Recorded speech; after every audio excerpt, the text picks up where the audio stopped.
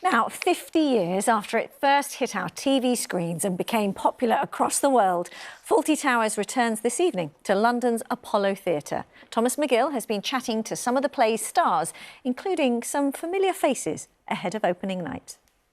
Darling, when you've finished, why don't you have a nice lie down?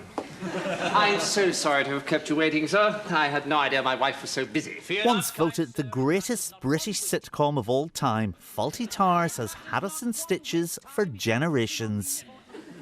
Basil!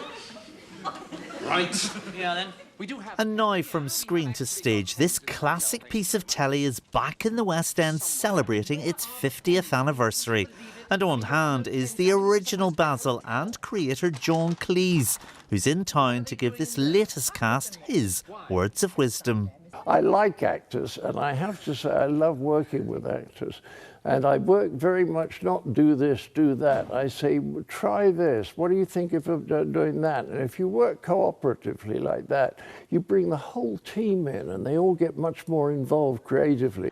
A controversial figure off screen, John says he never expected the programme to become as big as it did.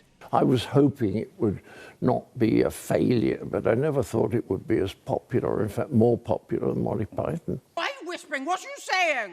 He says he wanted on a horse. Making her faulty debut is Helen Lederer, alongside an old hand at playing the Major, Paul Nicholas, who says the show is still relatable 50 years on. I play Mrs. Richards, who is the, would you call her a battle axe? Yes, I would. Yes.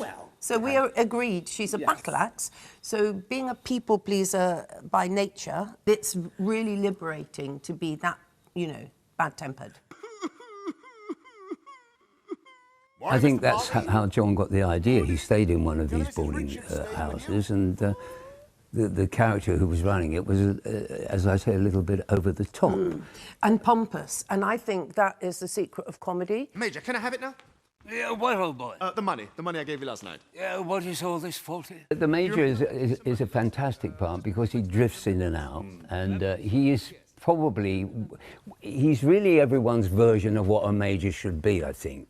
So they recognise him instantly. And of course, I've gone to know at great expense to grow this rather feeble moustache. It's flourishing moustache. Mind, I'll get you another bottle. I do hope you're all enjoying your meals. Only 12 episodes were ever made, and yet it remains as popular and funny as ever. I think it was written 50 years ago, or 40 Yes. a long time ago. And yet, here it still is going with the same narrative, with wit. I mean, it's witty narrative. That's the joy of it. And if you fancy booking into the chaos, Fawlty Towers is at the Apollo until September, before heading off on a national tour. Thomas McGill, BBC London. Fawlty Towers about to cause a stir on stage.